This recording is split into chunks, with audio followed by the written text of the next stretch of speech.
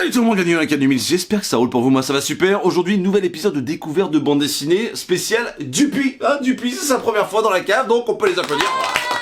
Bienvenue Dupuis, merci pour votre confiance. Qu'est-ce qu'un découvert de bande dessinée? C'est assez simple, hein. Un éditeur, un pote me prête, m'envoie des bandes dessinées que je suis susceptible de ne pas avoir lues, je les découvre en direct, je vous dis si ça me hype ou pas. Et puis ellipse temporelle, j'en fais ma critique. Le but étant évidemment de vous partager des œuvres que j'aurais peut-être susceptiblement pas découvert sans ce format là, voilà. Vous avez pu le voir, le colis, il a pris tarot et j'ai eu un petit message de la poste. Et c'est vrai que c'est pas un truc qui est rassurant, voilà. Détérioration importante d'un objet dans le circuit postal. Déjà, voilà. Monsieur, nous avons constaté une détérioration de l'objet postal qui vous est destiné lors de son traitement dans notre réseau. Donc c'est totalement de leur faute. Donc s'il y a le moindre pet, s'il y a la moindre merde sur les BD, ce sera de votre faute la poste. Alors j'ai rien contre vous les mecs, heureusement que ça existe. Mais attention quand même. Nous avons apporté le plus grand soin au reconditionnement de l'envoi. Merci en fait, qui vous donnera, nous l'espérons, entière satisfaction. Voilà. En tout cas pour l'instant... Ça me fait bien chier. C'est sur de mes activités. Faut vraiment que je me calme, moi. Bon, on va ouvrir ça. Une pile, non. Une clé USB non plus. Ah, tiens. Ah, non. Ah, peut-être petit truc là qui ferait que... Ça marcherait mieux, mon pote. C'est parti, on va essayer de pas tout niquer. Hein. Ça marche bien, ça marche bien. Allez. Voilà, ça y est.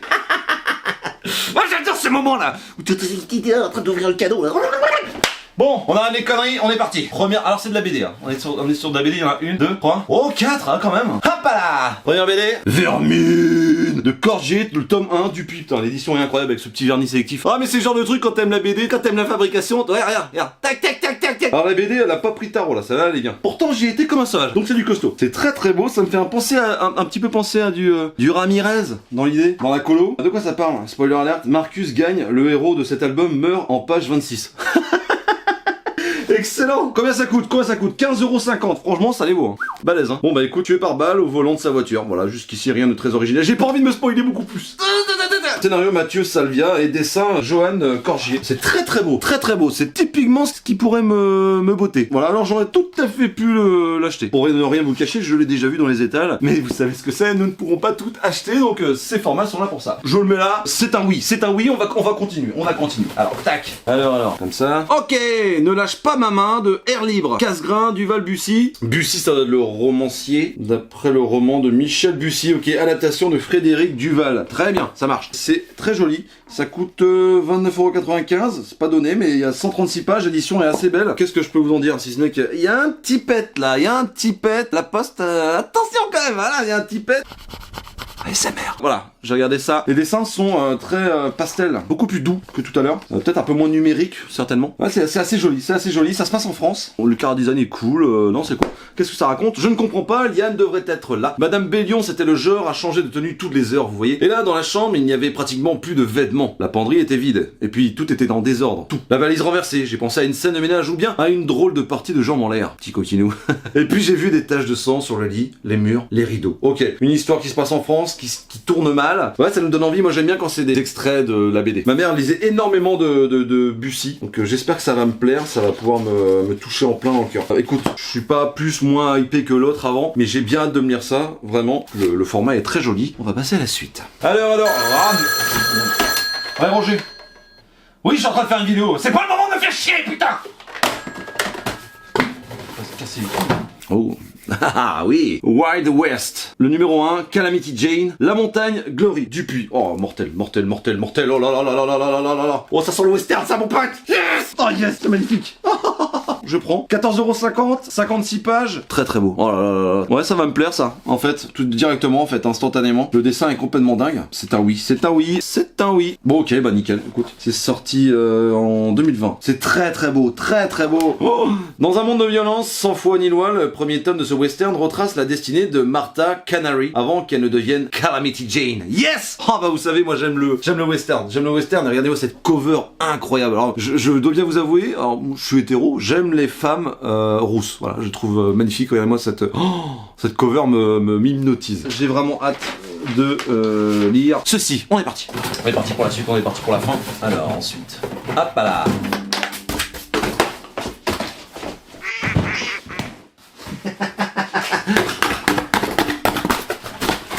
Fais-moi le malin, mon pote, hein. Bon, je viens complètement fou, il est temps que ça se termine. Merde. In Memoriam de Jet et Salvia que j'ai déjà croisé. Le premier tome, Manon, c'est sorti le 20 janvier 2023. C'est très beau, c'est très très beau. Quand tu regardes ça déjà tu te dis oui, c'est un oui. Ça me fait penser à de la SF, mais peut-être un peu plus que de la SF, peut-être de la fantasy. En tout cas c'est très joli, ça donne bien envie, les dessins sont beaucoup plus numériques que ce qu'on a pu voir tout à l'heure. Très très joli, de quoi ça parle? Alors qu'une explosion d'origine inconnue a brutalement mis fin à l'ère de la magie et des artefacts, une jeune flic et un ancien sorcier que tout oppose s'allient pour retrouver une petite fille égarée dans les rues dévastées de Paris. Une petite fille poursuivie par deux assassins dont les pouvoirs semblent avoir été épargnés par la catastrophe. Une petite fille qui pourrait bien détenir les réponses à toutes leurs questions. Mais écoute mon pote, c'est plutôt pas mal pour 14,50, franchement. Le travail d'édition est fou. Hein. C'est vrai qu'après, il n'y a pas de comparaison avec le comics parce que moi j'en lis beaucoup. Mais c'est vrai que l'édition, quand même, ça déboîte, tu vois, ça déboîte quoi. Tu vois un dos comme ça, tu te fais, tu dis oui, effectivement, dans la bibliothèque, ce sera pas dégueulasse. Est-ce que ça formera une fresque? Je n'en sais rien. Combien de tomes il y aura? Je ne sais pas. Je sais pas si c'est marqué à la fin. Des fois, c'est marqué à la fin, en combien de tomes c'est fini. Au début, peut-être. En tout cas, c'est très joli. Bah, merci Dupuis. Merci beaucoup parce que là, vous m'avez hypé sur à peu près tout. On a un truc très très terre à terre, du western, de la science-fiction, un truc assez badass. Hein, ça m'a l'air quand même, Vermine, ça m'a l'air quand même assez badass. J'ai bien de lire tout ça. En tout cas, je vais pas vous faire attendre plus longtemps et on va passer tout de suite à la review. Et voilà ma petite perruque, nous sommes une semaine plus tard et j'ai donc lu ces dites œuvres. Qu'est-ce que j'en ai pensé? C'est un petit peu pour ça que tu es là. Bon, déjà je vais commencer par vous dire que j'ai tout aimé. Ah non mais j'ai tout aimé, voilà. Il y en a une que j'ai bien aimée, il y en a trop, c'est vraiment des bangers comme on dit. Et là tu te dis, Mills t'es plus intègre. Tu te fais envoyer des BD et du coup t'es plus objectif parce que bah t'as un putain de vendu. Et non, je te prie de croire que vraiment je pense que l'éditeur il se dit Oh putain, faut qu'on lui envoie des pépites parce que sinon il va nous niquer la gueule. Il va nous faire une sale pub et on va couler mon bâtard. Plus sérieusement, je pense vraiment que les éditeurs mettent toutes les pépites pour que je vous en parle en bien. Parce que forcément, déjà, moi, c'est un plaisir de découvrir des tueries. Vous, c'est un plaisir de savoir que ça, c'est une tuerie. Donc, vous pouvez l'emprunter à la bibliothèque, l'acheter en librairie, ou le faire offrir par tonton André. Tu vois ce que je veux dire? Et ça, c'est plutôt cool. Je pense qu'on est plutôt là-dessus parce que vraiment, là, c'est que des pépites. Je vais commencer immédiatement par tester ce micro. Hein, parce que, bon, je sais que vous le vouliez qu'il revienne. Donc, du coup, je l'ai réintégré. When you pay the rent, do you say that money was ever saved?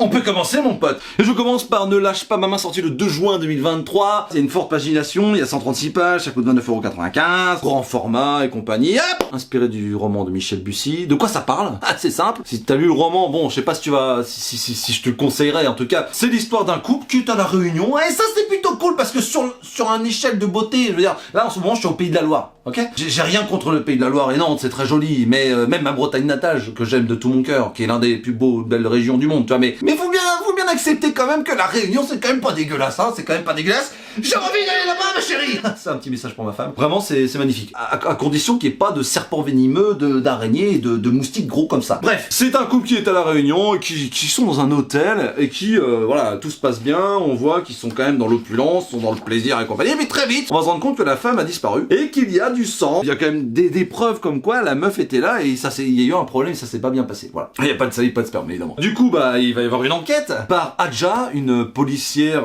une enquêtrice, hein, tout simplement, basique. Et Christo, alias Jésus, The Duke. Il a pissé sur ton tapis, Duke. Si vous connaissez pas The Big Lebowski, les gars, je ne peux plus rien pour vous. Ces deux-là vont enquêter pour savoir ce qui s'est passé. Alors, elle est beaucoup plus dans la paperasse et dans le ressenti. Jésus, lui, bon, on va dire Christo, lui, il est beaucoup plus scientifique. Voilà, il va s'occuper de l'ADN, des recherches et compagnie. Donc, ces deux-là vont tout de suite se dire que, bah, effectivement, le mari est certainement le responsable de tout ce merdier, voilà. De la disparition de sa femme, du fait qu'il y ait des traces dans la chambre et compagnie. Et c'est vrai qu'il est un peu chelou ce gars-là. Alors, j'ai oublié de te le dire, mais ils ont une fille. Ce couple-là a une fille de 6 ans. C'est bouleversant parce que tu dis là, pauvre petite, qu'est-ce qu'elle a mérité pour arriver dans cette espèce de délire. On va pas savoir si son père a tué sa mère et tout, c'est un bordel pas possible. Bref, l'enquête avance et en fait, au final, on va suivre d'un côté ces deux enquêteurs, la police en fait, qui vont enquêter sur ce mari qui est le premier suspect, et le suspect en question avec sa fille qui va être en cavale sur un endroit comme la Réunion qui est majestueux, magnifique, pas très grand au final. J'ai trouvé ça ouf en fait de réussir à allier les deux aspects. Tout est un petit peu ambigu et à la fin t'as vraiment le dénouement qui fait que ah putain j'avais pas vu venir, nom de Dieu, putain ils sont forts, c'est con. Il y a le délire de ah, j'avais pas capté ça, punaise, j'avais pas capté ça. Moi, je me suis fait complètement avoir. Réussir à nous garder en haleine alors qu'on a les deux aspects, c'est-à-dire qu'on a et les antagonistes et les protagonistes, tu vois, espérés. C'est quand même complètement fou, je trouve, le travail de la narration, le travail qui est fait pour pas nous divulgacher d'un côté ou de l'autre. C'est quand même une belle prouesse. Donc l'histoire mortelle, si vous aimez les histoires d'enquête avec des codes que nous on a, hein, évidemment les voitures de gendarmerie, les panneaux. En plus, il y a du jargon. Il y a du jargon de la Réunion, de cette culture-là. Et c'est mortel parce qu'ils ont pas essayé de tout lisser et tout. T'as des expressions de ouf, quoi. Alors je vais pas les redire parce qu'il y en a qui sont pas très... Je peux pas le dire, je peux pas me permettre de le dire, c'est pas possible. Mais il y a des expressions qui me font marrer parce que connaissant 2-3 personnes de la Réunion, effectivement, ça me fait plaisir. Encore une fois, hein, chérie, si tu regardes cette vidéo, c'est l'histoire est top et les dessins, c'est le petit côté. C'est pour ça que j'aime bien cette œuvre, mais c'est pas une claque pour moi. C'est très joli, les couleurs pastel comme ça, c'est très beau, c'est très doux. Mais c'est vrai que du coup, c'est à l'image de l'histoire qui est quand même très terre à terre. Et le dessin est très beau, c'est très réussi. Mais j'ai trouvé ça un tout petit peu satisfaisant dans le délire. Les émotions sont bien représentées, mais il y a pas ce côté chatoyant qu'il peut y avoir sur certaines BD. Le dessin est au service du récit, mais voilà, c'est pas un coup de cœur graphique pour moi. Si vous aimez les histoires d'enquête machin avec un petit peu de paranormal, de surnaturel, c'est pas pour vous. C'est très rationnel encore une fois. Mais j'ai passé un très très bon moment. L'objet livre est magnifique, le dos rond comme ça. Enfin, vraiment, il y a pas grand chose à acheter. Malheureusement, la poste. En tout cas, ne lâche pas ma main. C'est chaudement recommandé par l'Académiste, ma perruche. Get back, oh, get back, you really right below. Oh merde. Ouais, Roger, ça va? Bah, ça roule. Non, j'ai pas mis le vinyle des Beatles, c'est moi qui chantais. Bah, c'est gentil. C'est gentil. Non, je me lance pas des fleurs tout seul. Non, évidemment. Bah oui, non, mais en plus, je suis en train de parler à un mec alors que le téléphone n'est pas branché. Voilà. Allez, on se voit ce soir pour l'apéro. Bisous. Casse les couilles. Il casse les couilles. J'espère que c'est pas dans ma tête, mon pote. Parce que sinon, ça veut dire que je suis fou.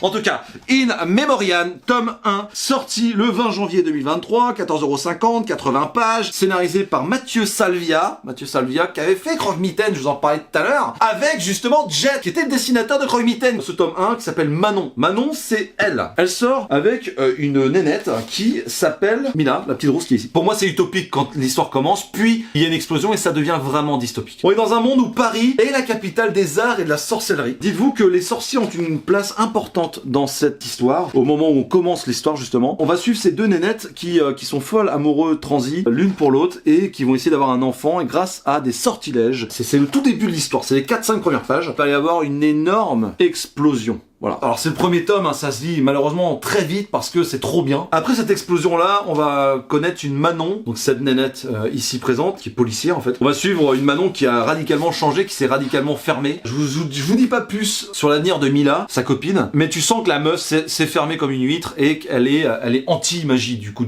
pour le coup quoi. Sauf qu'à l'époque, elle avait beaucoup de rapports avec justement cette magie et ses sorciers quoi. Elle va découvrir qu'il faut qu'elle trouve une petite fille qui semble être épargnée par tout ce qui s'est passé au sein de Paris pendant l'explosion. Voilà, elle va peut-être réussir à lui apporter des réponses. Elle va s'allier à un magicien, un sorcier quoi, qui s'appelle Adam ou Adam. Voilà, elle va devoir faire équipe avec ce mec-là alors qu'elle en a pas forcément envie. Ça c'est l'histoire. L'histoire, je la trouve incroyable parce que vraiment, on est à la lisière entre du fantastique, du thriller. On est sur quelque chose de ouais, c'est hyper bien mené, c'est ouf en fait, complètement ouf. Parce que là, pour le coup, vu que j'avais pas aimé Croque-Mitaine, je me rappelle à l'époque, je m'en attendais pas grand-chose. Et là, vraiment, il m'a mis une tarte de malade, le Mathieu là, Mathieu Salvia. Donc chapeau pour ça, la narration est efficace, le rythme de l'histoire, ça ralentit quand il faut et ça prend son temps quand il faut nous expliquer les choses de façon terre à terre, concrète, rationnelle, pour qu'on comprenne tout quoi, que ce soit intelligible, parce que c'est quand même pas à donner. Tu sais, il y a beaucoup d'informations, un Paris où il y a de la sorcellerie, des sortilèges, où il y a une police anti-sorcier, les sorciers se cachent,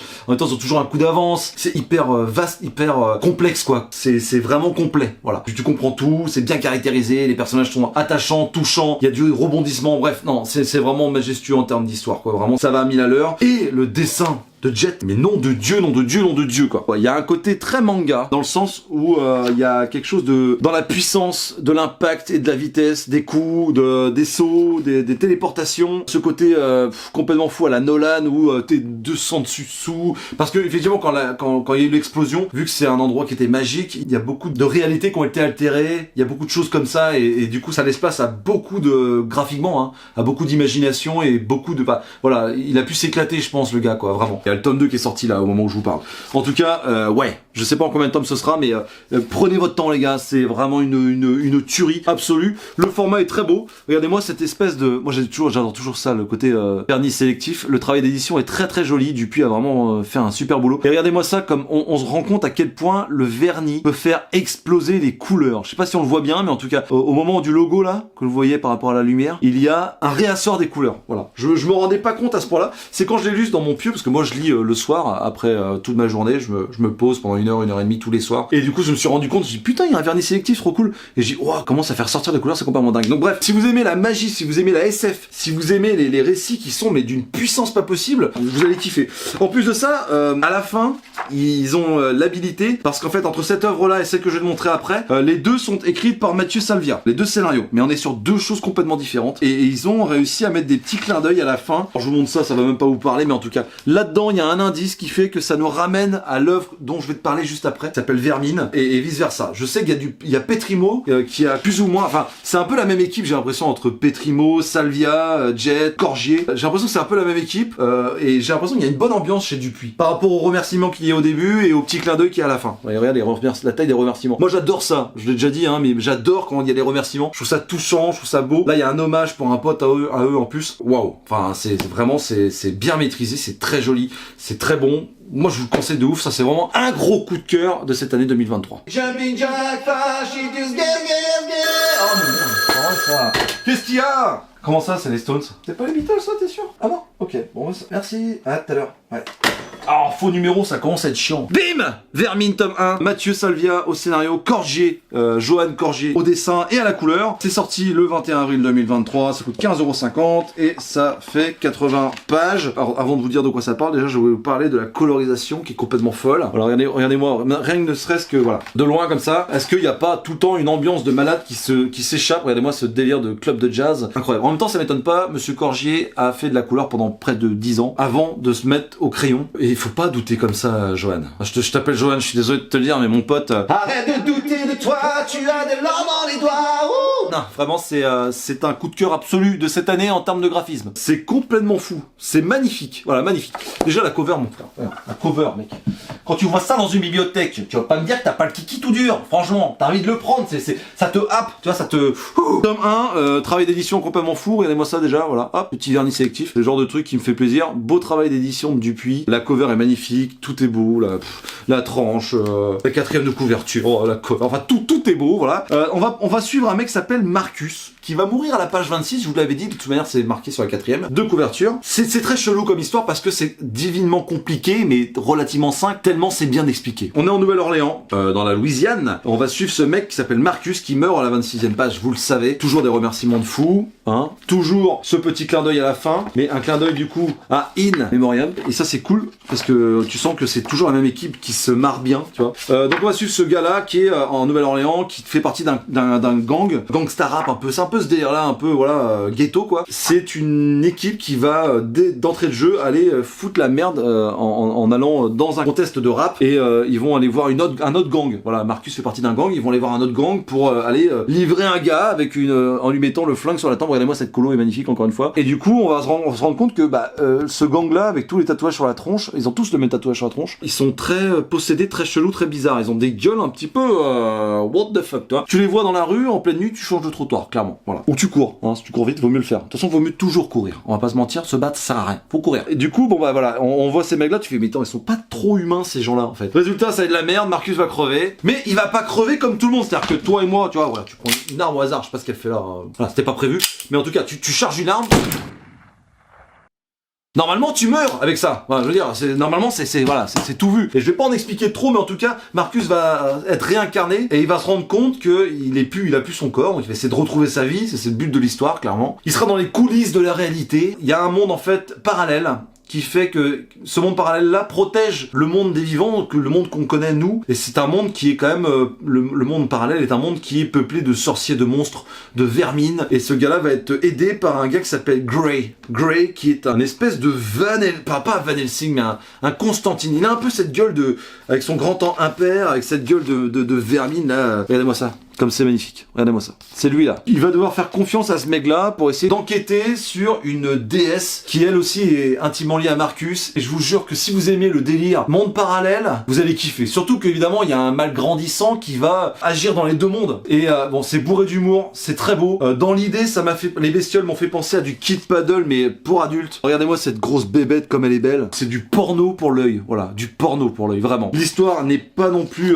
à mettre de côté, elle est très bonne. Encore une fois, hein, le mec qui avait fait Croque-Mitaine, et ben il m'a foutu une tarte. En fait, il m'a mis une première gifle, il m'a fait un revers, mon gars. J'étais là genre. Ok, j'étais pas prêt, frère. Il m'a biflé comme ça. Incroyable, le truc de ouf. Si vous aimez vraiment ce côté onirique, ce côté parallèle avec un peu, si vous aimez Matrix mais à la sauce un peu plus magique, vous allez kiffer quoi. Vous allez kiffer parce que au moment où nous on intègre ces deux mondes-là et on voit comment ils cohabitent, c'est tout de suite jouissif. Les dessins sont dynamiques, il y a de la baston, ça envoie du steak, c'est assez gore, c'est généreux dans le dessin. C'est ouf quoi, c'est ouf frère, c'est une autre claque frère, c'est une autre claque de malade mental. Je suis trop content d'avoir découvert ça. Bravo Dupuis, bravo l'équipe. Il me tarde vraiment mais puissamment de découvrir la suite parce que vraiment j'ai voilà, je peux pas te dire mieux. Salut, moi c'est Mills, roi des perruches. Et on va parler d'un petit western que j'ai kiffé, voilà. le dernier clou, hein, pour fermer le cercueil de ma gueule quelque part, parce que... Putain du pire, vous m'avez régalé. Cette BD est sortie en 2020 et c'est là que je me suis dit, tiens, il y avait déjà 3 pépites dans le carton, ils ont dit, ah, tiens, on va lui mettre une putain de famille sa gueule en ton frère. Et ben c'est réussi, voilà. C'est réussi parce que là, effectivement, c'est la grosse tartasse. J'en attendais beaucoup de cette œuvre quand je l'ai vue dans le colis. Et ouais, j'en attendais beaucoup et j'étais carrément satisfait, quoi. Donc c'est rare, hein, habituellement, tu vois, genre Street Jokers et compagnie, dans le comics, tu vois, on en attend beaucoup, c'est teasé depuis très longtemps et au final, il y a plein de gens qui aiment pas. Moi, j'arrive à tempérer un petit peu ma hype et à me dire, bon, je prends ce qu'elle est pour ce qu'elle est, j'en attends pas grand chose et au final, putain, j'ai pas été déçu quoi. Wild West, sorti le 24 janvier 2020 du coup. Numéro 1 qui parle de Calamity Jane, de La Montagne et Gloris. Je suis désolé, je vous connais pas les gars. Ça coûte quand même 14,50€ pour une pagination qui est de 56 pages. Je sais pas pourquoi, des fois c'est un petit peu plus cher. Peut-être parce que le travail qui est fourni est plus long. En tout cas, waouh. On va suivre du coup l'histoire. En fait, j'ai vu qu'il y avait 3 tomes. Donc il y en a un qui parle de Calamity Jane. Le suivant parle de Wild Bill. Et la deuxième partie après c'est Scalps, voilà, en série. Le numéro 4, c'est la boue et le sang apparaître. Donc j'en ai vu 3 moi. À chaque fois, il y a des visages comme ça. Regardez-moi ça, mais franchement. Bon, déjà, les rousses, vous connaissez tous, voilà, vous savez. Mais mettez là, comme ça, tu fais. Prenez mon argent. Et vraiment, regardez-moi ces yeux perçants, cette cover est magnifique. Et tu te dis, bon, c'est pas possible, ça peut pas être aussi beau dedans. Si, c'est aussi beau dedans aussi. Voilà. Le dessin de Jacques Lamontagne et la couleur est complètement ahurissante. Représente très bien cette époque qui me passionne, hein, au même titre que la guerre du Vietnam. Les westerns, c'est vraiment quelque chose qui, voilà, j'en ai vu énormément, j'en ai pas lu suffisamment, je pense. Bref, Calamity Jane. On va suivre du coup l'histoire de cette nénette qui s'appelle Martha, je crois, et qui au début est tout simplement une servante dans une maison de passe, dans un saloon, enfin dans un endroit où les clients s'adonnent à des plaisirs de la chair. Et du coup cette petite Martha va tout simplement assister, nettoyer, laver cet établissement et compagnie. Elle va évidemment voir des trucs qu'elle devrait pas voir, subir des trucs qu'elle va devoir subir, et elle va devoir payer une dette au taulier de cette affaire, et donc du coup elle devenir également prostituée. Voilà. On va se rendre compte que les hommes sont des monstres, hein, surtout à cette époque-là, que la vie ne tient vraiment qu'à un fil, uniquement parce que quelqu'un l'a décidé, et ben il a envie de te défier en duel et de te buter. Tout est là quoi, sur le point de vue économique de l'époque. La vie, les plaisirs, les problèmes des hommes, le vice de certaines personnes, jusqu'à l'intervention d'un personnage, d'un protagoniste qui moi me chamboule. Il me semble que c'est White Bill du coup, et du coup ce mec-là en rouge là, qui vraiment a une classe absolue, et du coup c'est ce qui me donne envie d'aller sur le tome 2, hein, tout simplement, parce que tu vois sa tronche aussi sur le tome 2. Bon, bref, c'est bouleversant. J'ai rarement pris autant de plaisir à voir quelque chose d'aussi dégueu. C'est un peu bizarre à dire, mais vraiment, je pense qu'ils ont su saisir l'essence même du western dans cette bande dessinée. Alors, ce que j'ai bien compris sur les forums, c'est une véritable référence. Voilà, clairement. Tout le monde est à peu près d'accord sur le fait, dans le monde du franco-belge, qui plus est dans la niche western, pour dire que c'est une pépite absolue. Et bon, bah écoutez, j'ai pas lu énormément de western à côté, mais effectivement, je me rends compte que oui, si ça c'est considéré comme une pépite, c'est totalement légitime quoi. Cette nénette là n'est pas prise pour une gourde. Du moins au début évidemment, elle est prise pour une fille qui est un petit peu naïve entre parenthèses, mais qui va vite se rendre compte que si t'es pas intraitable, bah, tu vas te faire bouffer quoi. Et la fin est jouissif, et j'ai vu dans le tome 2 que ça se suivait. Et du coup c'est une histoire qui me bouleverse, puisqu'on va suivre un personnage particulier dans le tome 1 et à suivre un personnage particulier dans le tome 2, et on va se rendre compte que toutes les histoires se suivent et racontent une vraie histoire, tout en caractérisant au maximum un personnage par tome. Je pense que c'est comme ça que c'est amené en tout cas. Putain, quel projet de ouf quoi. Je te dis, c'est d'une générosité pas possible. Je vous en montre pas beaucoup parce que c'est quand même assez court, hein. C'est 56 pages et il y a beaucoup de sexe. Enfin moi ça me dérange pas le sexe dans les BD, voilà, je vous le dis. Mais c'est magnifique, c'est d'une beauté. J'ai l'impression de voir un produit artisanal de l'époque, mais avec la sauce récente, et j'ai l'impression qu'il soulève des sujets qui sont pas courants dans ce monde-là. Moi c'est gros coup de cœur, hein. Vraiment gros coup de cœur. Voilà, si vous aimez le western, si vous aimez